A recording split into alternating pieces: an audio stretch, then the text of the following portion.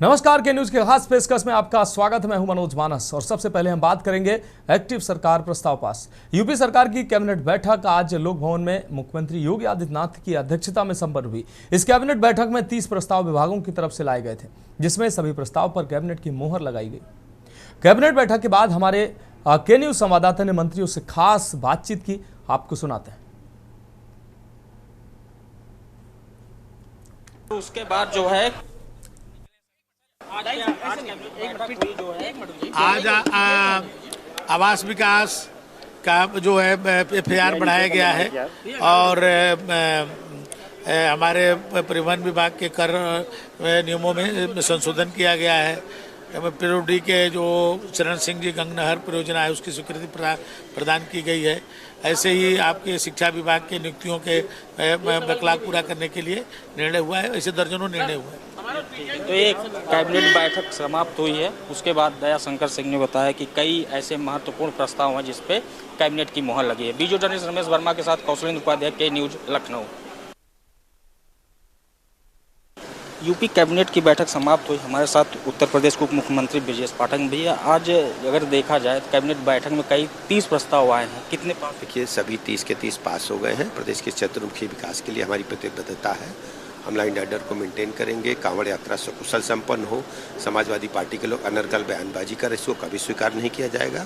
हर क्रेता का अधिकार है कि वो दुकानदार की नाम और पहचान को समझे और शुचिता पारदर्शिता पूर्ण खरीद करके भोजन करें। जो कानून व्यवस्था है कांवड़ यात्रा को पूरी तरह से मेंटेन करेंगे। सभी 30 त्यौहार बेहतर ढंग से सुव्यवस्थित मनाए जाएंगे।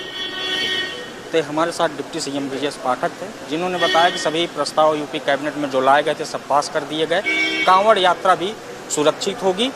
वीडियो जर्नलिस्ट रमेश वर्मा के साथ कौशलेंद्र उपाध्याय, के न्यूज, लखनऊ। कैबिनेट बैठक करके राकेश सचान जी भी बाहर आए हैं। सर, आपके विभाग का कोई प्रस्ताव? हाँ, 2 प्रस्ताव हमारे विभाग के थे। एक प्रस्ताव क्रय अनिवार्यता का था, जो लगातार 3 साल के लिए बढ़ाया गया। इससे हमारी जो भी संस्थाएं हैं, खादी है, यूपिका है, हथकरघा है और प्रदेश के जो बुनकर हैं अपने उत्पाद को जो बनाते हैं, उनको अनिवार्य तरीके से सरकारी संस्थाएं पहले खरीदेंगी। ये क्रय अनिवार्यता का जियो शासन ने 3 साल के लिए बढ़ाया, जो 2028 तक रहेगा। एक और हमारे यहाँ थोड़ी सी विषमता थी। पूर्व सैनिकों को काफ़ी परेशानी होती थी। जेम पोर्टल के माध्यम से, आउटसोर्सिंग के माध्यम से उनको नौकरी मिलती थी। उनको भी हम लोगों ने इतर कर दिया। आउटसोर्सिंग की कोई आवश्यकता नहीं है, क्योंकि उत्तर प्रदेश पूर्व सैनिक कल्याण बोर्ड हमारा उत्तर प्रदेश सरकार का उपक्रम है और वहाँ जो रजिस्टर्ड है, अगर वो सीधे कोई हमारी सिक्योरिटी के लिए लोग मांगते हैं, जैसे शिक्षण संस्थाएं हैं, अस्पताल हैं, इंडस्ट्री के लोग हैं जो प्राइवेट सुरक्षा चाहते हैं, तो सीधे सैनिक कल्याण बोर्ड से ले लेंगे। तो उनको बड़े पैमाने पे जो हमारे पूर्व सैनिक इंतजार कर रहे थे, उनको हजारों लोगों को इसका लाभ मिलेगा। एक सर, GST की बात चल रही, 12% GST कुछ वस्तुओं पे घटाने की बात चल रही है, 5% लाया जाए कुछ वस्तुओं पे। अब विपक्ष ये कह रहा है कि चुनावी स्टंट है सरकार का। देखिए, GST का विषय भारत सरकार का है, यहाँ कोई उसकी हम लोग चर्चा नहीं कर सकते। घटाने बढ़ाने की भारत सरकार का। उत्तर प्रदेश की कैबिनेट तो ये हमारे साथ यूपी सरकार के मंत्री राकेश सचान थे, उन्होंने बताया कि अपने विभाग में भी उन्होंने जो 2 प्रस्ताव थे वो पास हुए हैं। वीडियो जर्नलिस्ट रमेश वर्मा के साथ कौशलेंद्र उपाध्याय, के न्यूज, लखनऊ। हमारे साथ कैबिनेट मंत्री AK शर्मा सर हैं। सर, आज कैबिनेट बैठक हुई, क्या क्या प्रस्ताव रहे? आज की कैबिनेट में 30 प्रस्ताव आए थे। सभी को माननीय मंत्रिपरिषद ने मंजूरी दिया है। हमारे विभाग से संबंधित एक महत्वपूर्ण प्रस्ताव ये था कि वृंदावन की P4 पार्किंग की लगभग 7 एकड़ ज़मीन पे सिटी बस का और एक कॉमर्शियल दोनों ही का मिक्स्ड डेवलपमेंट करते हुए एक इंटीग्रेटेड बस टर्मिनल के निर्माण का हमारा प्रस्ताव था, जिसे माननीय मंत्रिपरिषद ने मंजूरी दिया है। और उसमें लगभग 380 करोड़ रुपए का निवेश होगा। एक आधुनिक सिटी बस टर्मिनल बनेगा और भविष्य में जा कर के उसे कैसे हम मेट्रो से लिंक करें, कैसे हम एयरपोर्ट से लिंक करें, इस पर भी विचार किया जाएगा। ये अत्याधुनिक सुविधाओं के साथ एक आधुनिक bus terminal, city bus terminal बनाने का आज प्रस्ताव था, जिसे मंत्रिपरिषद ने मंजूरी दिया। तो ये हमारे साथ यूपी कैबिनेट मंत्री ए.के. शर्मा थे, जिन्होंने कहा कि एक प्रस्ताव नगर विकास की तरफ से, हमारे विभाग की तरफ से जो प्रस्ताव पास हो चुका है। वीडियो जर्नलिस्ट रमेश वर्मा के साथ कौशलेंद्र उपाध्याय, के न्यूज लखनऊ। कैबिनेट की बैठक खत्म हो चुकी है। हमारे साथ कैबिनेट मंत्री संजय आज लगभग 30 प्रस्ताव थे। सभी प्रस्ताव सर्वसम्मति से छोटे मोटे संशोधनों के साथ पास हुए और उसमें ज़्यादातर सेवा नियमावलियों में संशोधन थे, जिससे की वजह से बेहतर परिणाम मैन पावर हमारा बढ़ सके। शिवपाल यादव ने कहा कि अब जो इटावाला विवाद है उसको खत्म होना चाहिए। अब विवाद तो उन्हीं की तरफ से, बयान बंद कर दे विवाद खत्म हो जाएगा। बयान दे के विवाद बढ़ाते हैं, उनके हाथ में, बयान देना बंद कर दे विवाद खत्म हो जाएगा। और अगर देखा जाए जैसे स्कूलों के मर्जर की बात चल रही है, शिक्षा, क्योंकि शिक्षा को लेकर जनता को शिक्षा की वादा किया था। शिक्षा, बेहतर शिक्षा तभी हो सकती जब हम एक प्लेटफार्म पर लाएं और अधिक से अधिक टीचर दें। तो ये हमारे साथ कैबिनेट मंत्री संजय निषाद थे, निषाद पार्टी के राष्ट्रीय अध्यक्ष, जिन्होंने बताया कि कई प्रस्ताव मोहर लगी। ईटा वाले मामले पर भी उन्होंने खुलकर बयान दिया। वीडियो जर्नलिस्ट रमेश वर्मा के साथ कौशलेंद्र उपाध्याय, के न्यूज लखनऊ। और अब हम बात करेंगे operation expose. Kanpur central station पर अवैध काम करने की, अवैध वेंडरों की छूट आरपीएफ ने दे दी है। जब के न्यूज के संवाददाता मोहित पांडे ने जमीनी हकीकत का जायजा लेने कानपुर पहुंचे, सेंट्रल पहुंचे, तो प्लेटफॉर्म नंबर 6 और 7 पर जैसे ही जोगबनी ट्रेन और कालका एक्सप्रेस ट्रेन आई तो अवैध वेंडर पूरी गाड़ी में नकली पानी, सड़ी मूंगफली, सड़ा चना बेचते नजर आए। वहीं रेल यात्रियों की जान से ये लगातार खिलवाड़ कर रहे हैं। जब के न्यूज संवाददाता ने उनसे पूछा तो अवैध वेंडर ने एक स्टॉल संचालक का नाम लेकर बोला, तुम मेरा कुछ भी नहीं कर पाओगे, मेरा सिस्टम ऊपर तक है। जिसके बाद के न्यूज संवाददाता को देखने के बाद मौके पर दारोगा ने 2 अवैध वेंडरों को पकड़कर आरपीएफ थाने ले गए। अब देखने की बात यह है कि कानपुर सेंट्रल स्टेशन पर अवैध बंदरों पर कैसे लगाम लगती है। वहीं क्या सड़ी गली खान पान की वस्तुएं वेज पर यात्रियों की जान से अवैध वेंडर लगातार खिलवाड़ जो कर रहे हैं, उन पर कैसे कार्रवाई होती है। कानपुर सेंट्रल स्टेशन पर नए आरपीएफ इंस्पेक्टर आते ही कानपुर सेंट्रल स्टेशन पर अवैध वेंडरिंग जोरों पर है।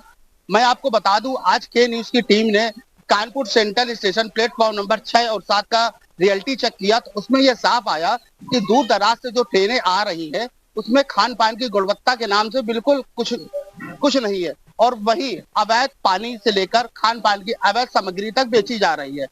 चाहे वो चना हो, चाहे वो पानी हो, चाहे वो मूंगफली हो, सभी डुप्लीकेट और सड़ा खाना यात्रियों को परोसा जा रहा है। कहीं ना कहीं उनकी जान से खिलवाड़ किया जा रहा है। जब मैंने इस बारे में एक अवैध वेंडर से पूछा कि आप ये किसका कार्य है और किसका बेच रहे हो, तो उसने ये साफ बताया कि हम किसी ठेकेदार का बेच रहे हैं, आप हमारा कुछ भी नहीं कर सकते। कहीं ना कहीं ये लगता है कि अवैध वेंडरों के जो हौसले हैं इतने बुलंद है और कहीं ना कहीं इनका सिस्टम इतना टाइट है, तभी अवैध वेंडरों पर कानपुर सेंट्रल स्टेशन पर रोक नहीं लग पा रही है। कानपुर से के न्यूज के लिए मोहित पांडे, कानपुर। तो सेंट्रल स्टेशन पर अवैध वेंडरों का जाल देखने को मिल रहा है। मोहित पांडे हमारे संवाददाता ज्यादा जानकारी के लिए हमारे साथ जुड़ गए हैं। मोहित, कानपुर सेंट्रल स्टेशन अवैध कामों की जगह बनता जा रहा है, रेल यात्रियों की जान से लगातार खिलवाड़ किया जा रहा है। क्या कुछ देखने को मिला जब ग्राउंड जीरो पर आप पहुंचे, रेलवे स्टेशन में प्लेटफॉर्म 6, 7 या अन्य प्लेटफॉर्म पर जब आप पहुंचे तो क्या कुछ देखने को मिला? तो मैं आपको बता दूं, ये कानपुर सेंट्रल स्टेशन का दृश्य है। 6 और 7 नंबर प्लेटफॉर्म पर जब दूर दराज से जो ट्रेनें आती हैं तो ये अवैध वेंडर हैं, खान पान की, दूषित खान पान की वस्तुएं बेचते हैं और मानक की विपरीत चीजें होती हैं। अगर स्टेशन में अगर बात करी जाए तो रेल नीर बिकने का प्रावधान है, लेकिन ये लोकल कंपनी का पानी बेचते हैं और सड़ा खाना हो गया और गुटखा हो गया, पान मसाला हो गया, इस तरह की ये चीजें लगातार स्टेशन पर बेच रहे हैं और इनको रोकने और टोकने वाला कोई भी नहीं है। बिल्कुल मोहित, इस मामले में जी जब बात करी एक वेंडर से, जब मैंने पूछा कि किसकी परमिशन से आप प्लेटफॉर्म पर ये दूषित खान पान की वस्तु बेच रहे हो, तो उसने बोला कि मेरा सिस्टम बड़ा टाइट है, आप कुछ नहीं कर पाओगे। ऐसा लगता है कि इन अवैध वेंडरों के हौसले तो बुलंद है, साथ में कहीं ना कहीं जब तक उच्च अधिकारियों का सहयोग नहीं होगा तो किसके मजाल से प्लेटफॉर्म पर बेचेंगे। बिल्कुल मोहित, कहीं ना कहीं अवैध वेंडर यात्रियों की जान से भी खिलवाड़ कर रहे हैं। आपका बहुत शुक्रिया हमारे साथ जुड़ने के लिए, अहम अपडेट के लिए। तो नकली पानी, सड़ा खाना और सड़ी वस्तुएं बेचते नजर आ रहे हैं ये लोकल वेंडर। और अब हम बात करेंगे शिक्षा पर सियासत की।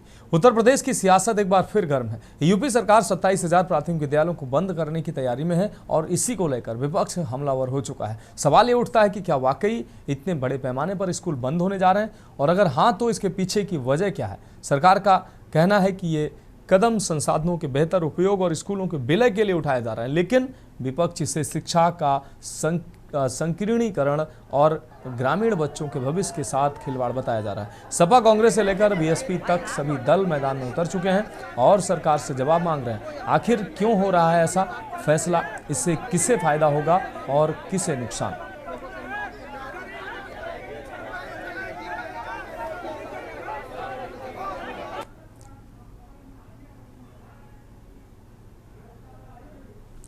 और रणबीर सिंह हमारे विशेष संवाददाता ज्यादा जानकारी के लिए हमारे साथ जुड़ गए हैं। रणबीर, शिक्षा को लेकर अब उत्तर प्रदेश में अब तमाम बवाल हो रहा है। जिस तरीके से यूपी में 27,000 स्कूलों को बंद करने की बात सामने आ रही है, इस पर अब सियासत भी शुरू हो गई है और जबकि दूसरी तरफ सरकार संसाधनों का बेहतर उपयोग की बात कह रही है। क्या कुछ अहम अपडेट इस पर निकल कर सामने आ रहा है, क्योंकि लगातार विपक्षी दल इस पर हंगामा करते नजर आ रहे हैं और सरकार पर निशाना भी साध रहे हैं। जी देखिए, सरकार और बेसिक शिक्षा परिषद इन्होंने कहीं भी अपने आदेश में ये नहीं लिखा या ये नहीं कहा है कि हम 27,000 विद्यालयों को बंद करने जा रहे हैं। इन्होंने मर्जिंग की बात की है और मर्जिंग का इन लोगों ने हवाला जो दिया है कि जहां जिन प्राथमिक विद्यालयों में 50 या उससे कम बच्चे अभी उनका नामांकन है, उन विद्यालयों को उनके निकटतम विद्यालयों के साथ उनका विलय किया जाएगा, मर्जिंग किया जाए, जिससे कि शिक्षा और उनके जो स्टूडेंट्स हैं उनके स्वास्थ्य और बाकी सर्वांगीण विकास में उनकी वृद्धि हो। लेकिन विपक्ष जो है वो इसको प्राइवेटाइजेशन के मुद्दे को लेकर के और सरकार के ऊपर हमलावर है। चाहे वो सपा हो, आम आदमी पार्टी हो, कांग्रेस हो, सब लोग अपने अपने तरीके से धरना प्रदर्शन और मार्च और प्रोटेस्ट मार्च निकाल रहे हैं, जिसकी वजह से ये जो शिक्षा का मुद्दा है अभी यूपी के सियासत में काफी गरमाया हुआ है। इसके लिए कृष्णा कुमारी और 50 अन्य लोगों ने 16 तारीख को हाई कोर्ट के लखनऊ बेंच में एक पिटीशन भी दायर की है, जो कि चिल्ड्रन एजुकेशन एक्ट से रिलेटेड है। इस पे अब ये देखना दिलचस्प होगा कि सरकार इसमें अपना क्या पक्ष रखती है। जी मानो। हाँ बिल्कुल रणबीर सिंह, इस तमाम जानकारी के लिए आपका बहुत शुक्रिया। तो स्कूल बंदी को लेकर अब सियासत तेज हो गई है। विपक्षी दल जो है सरकार पर निशाना साध रहे हैं और लगातार सरकार संसाधनों को बेहतर उपयोग की बात कह रही है, जबकि विपक्षी दल लगातार इस मुद्दे पर सरकार को घेरते नजर आ रहे हैं।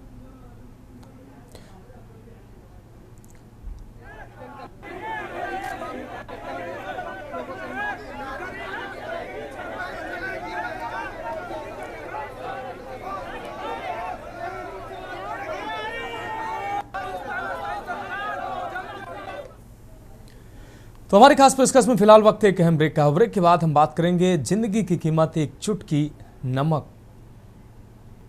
ब्रेक के बाद हमारी खास पेशकश में एक बार फिर से आपका स्वागत है। बात करेंगे जिंदगी की कीमत एक चुटकी नमक। कासगंज से दिल दहला देने वाली घटना सामने आई है। उत्तर प्रदेश के कासगंज जिले के कोतवाली ढोलना क्षेत्र के नगला ढक गांव में घरेलू विवाद ने एक गर्भवती महिला की जान ले ली। घटना उस समय की है जब दाल में नमक कम होने को लेकर पति पत्नी के बीच मामूली कहासुनी हुई। यह विवाद इतना बढ़ गया कि पति ने गर्भवती पत्नी ब्रजमाला की बेरहमी से पिटाई कर दी। मारपीट में गंभीर रूप से घायल हुई महिला को उसकी सास ने जिला अस्पताल में भर्ती कराया, जहां प्राथमिक उपचार के बाद डॉक्टरों ने उसे अलीगढ़ मेडिकल कॉलेज रेफर किया। वहां इलाज के दौरान ब्रजमाला की मौत हो गई। सूचना मिलने पर पुलिस ने तत्काल कार्रवाई करते हुए आरोपी पति को गिरफ्तार कर लिया। महिला के शव को कब्जे में लेकर पोस्टमार्टम के लिए भेजा गया है। पुलिस मामले की जांच में जुटी हुई है। वहीं ग्रामीणों ने एक चौंकाने वाला खुलासा करते हुए बताया कि 6 माह पहले ब्रजमाला के साथ उसके जेठ सुभाष ने भी एक रात हैवानियत की थी, लेकिन तब किसी ने शिकायत नहीं की थी। पुलिस अब इस पुराने मामले की भी जांच कर रही है। दाल में नमक कम होने पर पति ने पिटाई की है और पिटाई ऐसी की कि पत्नी की मौत हो गई। अब इस दिल दहला देने वाली घटना से लोग अचंभित हैं और कहने को मजबूर हैं कि क्या जिंदगी की कीमत मात्र एक चुटकी नमक है। कल खाने पीने के पश्चात मतलब नमक थोड़ा कम सब्जी में था, इसी वजह से मतलब मारपीट कर दी उसकी। मारपीट होने के बाद में वो जीने से लुढ़क पड़ी और उसके फिर गंभीर चोट आई। चोट आने की वजह से वो मतलब हमने आकर के मतलब हमारे पास सूचना मिली तो हम आए यहाँ खेतों पे से, तो आज हमने सुना देखा तो हमारी हवा खराब हो गई। हमने जाना था कि ये तो ख़त्म हो गई, तो फिर मैंने एम्बुलेंस के लिए फ़ोन किया था और पुलिस के लिए फ़ोन किया। रोटी पानी के पीछे वही लड़ाई, सब्जी में एक नमक ज़्यादा है तो क्या कहते हैं पानी भर में चली गई, आए के गाड़ी फाड़ी दे रहे होंगे, एक थप्पड़ मार दो चांद क्या कहता है सुबह ऊपर से नीचे लुढ़की चली आई। सोना है ऊपर से क्या भगड़े बना रही है सो दो चार लात मार के और सो चलो। मैं तो भैया हो रहा मैं ऊपर रोटी मुझे आई है और नीचे आई है पानी लेके गई है। तो मियाँ बीवी में लड़ाई हुई थी, क्या हुआ था? लड़ाई उसमें सामान के में भैया इतनी कह सुनो तो दार में नून डाल दो, तेने दार में नून डाल दो, अब मारी है क्या कुछ करूँगा वो तो मारी है। सुभाष ने उसकी धमकी करी, कमरा में अंदर बंद कर लिया, उसके मन में आई सो करी। ये कितने महीने पहले की बात है? 6 महीने हो गए। इसकी कोई कंप्लेंट वगैरह की गई थी? कुछ नहीं किया। क्या ये आए दिन मारपीट करते थे इस महिला के साथ? बहुत करी मारपीट करी। मैं इस समय मौजूद हूँ बुलना कोतवाली क्षेत्र के नगला गांव में, जहां महज दाल में नमक कम होने की वजह से एक पति ने अपनी पत्नी की भयंकर तरह से मारपीट कर दी, जिसके बाद उपचार के दौरान महिला की मौत हो गई। वहीं ग्रामीणों का आरोप है कि आरोपी पति के अपनी भाभी से अवैध संबंध थे, जिसके चलते हुए आए दिन महिला के साथ मारपीट करता था। वहीं पुलिस ने आरोपी पति को गिरफ्तार कर लिया है। फिलहाल पुलिस पूरी जानकारी कार्रवाई में जुटी हुई है। कासगंज से के न्यूज़ इंडिया के लिए प्रशांत सोनी।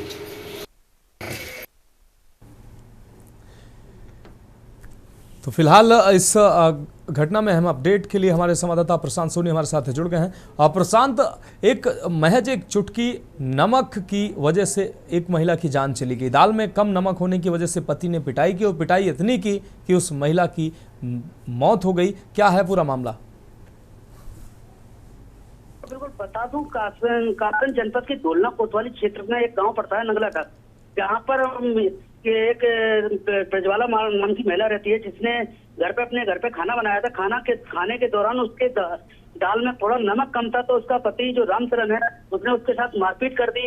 इस दौरान रामचरण ने उससे पानी मांगा तो पानी लेने गई, लौट के आई तो उसके साथ फिर मारपीट कर दी। तो इसकी वजह से महिला डर के मारे जो नीचे कमरा है उसमें भूसे में छिप गई। लेकिन जब पति ने देखा, पति ने उस महिला के पैर को भूसे से बाहर देख लिया निकलते हुए, और उसको निकल कर दोबारा मारा और छत से नीचे फेंक दिया, जिससे वो सीढ़ियों से गिरती हुई नीचे आ गई और गंभीर रूप से घायल हो गई। पति वहां से तुरंत ही फरार हो गया, लेकिन ग्रामीणों ने उस महिला को और उसकी सास ने जिला अस्पताल में भर्ती कराया।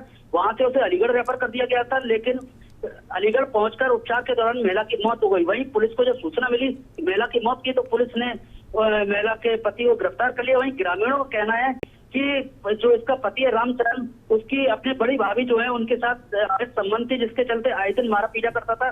वहीं ग्रामीणों का यह भी आरोप है कि 6 माह पूर्व इस महिला के साथ, ब्रजमाला के साथ, इसके जो जेठ हैं जो बाहर रहते हैं, उन्होंने 6 माह पूर्व इसके साथ दुष्कर्म करने का प्रयास भी किया था, शायद दुष्कर्म भी किया था, लेकिन उन लोगों ने किसी ने कोई ऑब्जेक्शन नहीं उठाया था, कोई कंप्लेंट नहीं की थी। महिला पास बिल्कुल बहुत ही दबी कुचली तरह से रहती थी।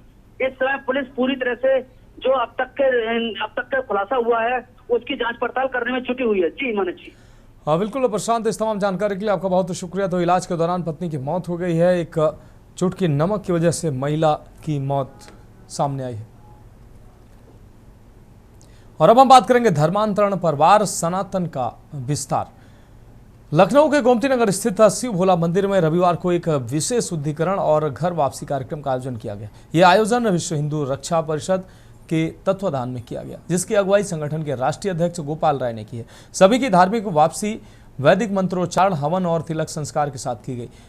आपको बता दें, BHRP के अध्यक्ष गोपाल राय ने कार्यक्रम के दौरान मीडिया से बात करते हुए कई गंभीर आरोप लगाए। देश विदेश से आतंकी फंडिंग, हवाला और धर्मांतरण के लिए 500 करोड़ से अधिक की रकम उत्तर प्रदेश में भेजी जाती है।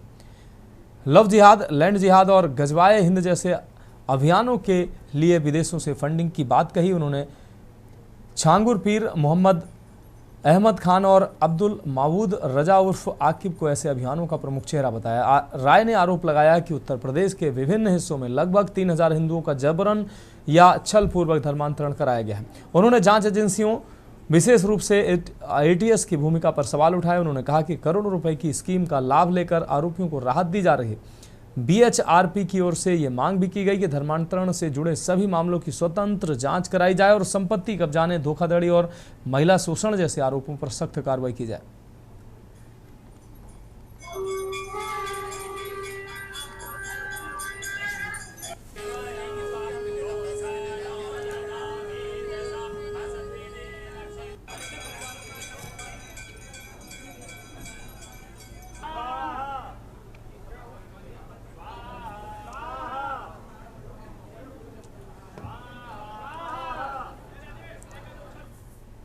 और अब हम बात करेंगे बरनई की बाढ़, पुल का अकाल। दरअसल अंबिकापुर जिले के भालू कछार गांव में लगातार बारिश ने बरनई नदी उफान पर आ गई है। गांव में नदी पर कोई पुल नहीं बना है, जिस वजह से खेतों से लौटते समय एक ट्रैक्टर चालक बरनई नदी को पार करने की कोशिश में बाढ़ के बीच फंस गया। यह हादसा तब हुआ जब ट्रैक्टर चालक खेत की जुताई कर वापस लौट रहा था। अचानक पानी का बहाव इतना तेज हुआ कि ट्रैक्टर बीच नदी में फंस गया और बहने की स्थिति में आ गया। चालक ने हिम्मत नहीं हारी, लेकिन पानी का स्तर लगातार बढ़ता जा रहा था। आसपास के ग्रामीणों ने जब ये देखा तो मौके पर पहुंचकर स्थानीय संसाधनों की मदद से रेस्क्यू अभियान चलाया और घंटों की मशक्कत के बाद चालक को सुरक्षित बाहर निकाल लिया। हालांकि ट्रैक्टर नदी में फंसा रह गया। गनीमत यह रही कि समय पर ग्रामीणों ने साहस दिखाया, वरना यह हादसा बड़ी जान माल की क्षति में बदल सकता था।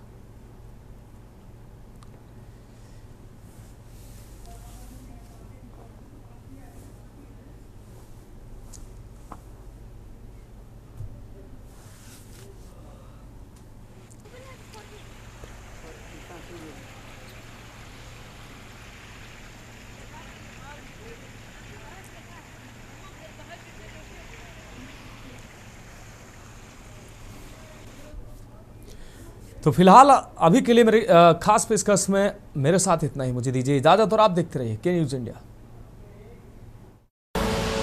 आप देख रहे हैं के न्यूज, खबरों का सारथी।